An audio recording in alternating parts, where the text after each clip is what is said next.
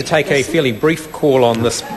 Injury Prevention, Rehabilitation and Compensation Amendment Bill. I know it's not something I've managed in the past, but I'll give it a go. Mr Chairman,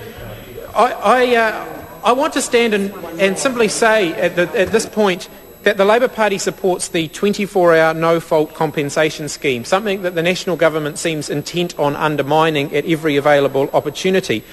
Late last year I had the opportunity to meet with some visiting US senators, just by way of introductory comment, and when asked about the health, they were here to look at our health system, and when I asked them what the two things that they were most interested in out of the New Zealand health system were, they said ACC and Pharmac, and those were the two things that they were most envious of, because they believed that if they had similar schemes to that in the United States, then much of the health debate they have there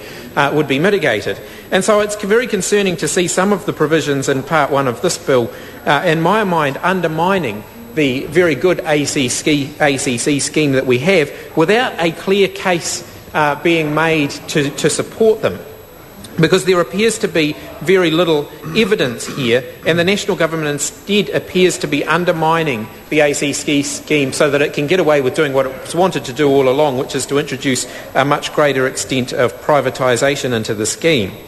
And it seems to me that they're relying on the old Roger Douglas theory of never waste a good crisis, and if there's not a good crisis, then simply try and create one. Because listening to the Minister Nick Smith speaking earlier on, one would think that all of the problems with ACC related to a massive increase in scope of the ACC scheme under the previous Labour government, when in fact only 6% of the increase in liabilities, I've been advised, only 6% of the increase in liabilities are as a result of the increase in scope of the ACC scheme under the previous Labour government. So Nick Smith's claim somehow that ACC was left completely high and dry by the last Labour government because of this massive blowout in its scope is simply untrue. And as Darren Hughes pointed out, Nick Smith appears to be arguing the same logic for cutting into ACC as the National Government have used for cutting into the New Zealand Superannuation Fund,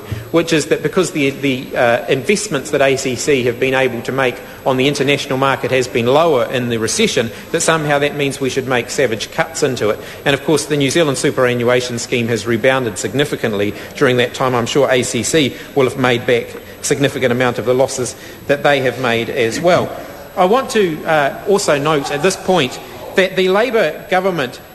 support the extension of the date for full funding of historic claims, but we oppose the bill overall. Now, if the National Government were really interested in and really supporting of extending the date for full funding of historic claims, they would have supported the bill that the Labour Party has had on the order paper in this House since the last election. In the ballot in this House since the last election. And in fact, David Parker sought leave last year to introduce that bill, and the National Government blocked introducing that bill. So if they wanted to do that, there was already a bill there. They chose instead not to do that, and they instead come up with their own bill, which they are using as a vehicle through which to push through a number of other changes detrimental to the ACC scheme. And I want to talk about the cost of ACC, because many of the changes that the government are proposing, they're putting forward on the basis that it's going to lower the cost, particularly for employers. And when we look at the evidence of how our ACC scheme stacks up internationally, there isn't really a great deal of evidence to support the notion that employers in New Zealand are paying a particularly high cost. And in fact, the Treasury advice to the government has stated that it is not clear that ACC costs are excessive. And I refer to the minority report put forward by my Labour colleagues on the Select Committee, who note that at the request of that Select Committee, officials provided advice comparing the New Zealand levies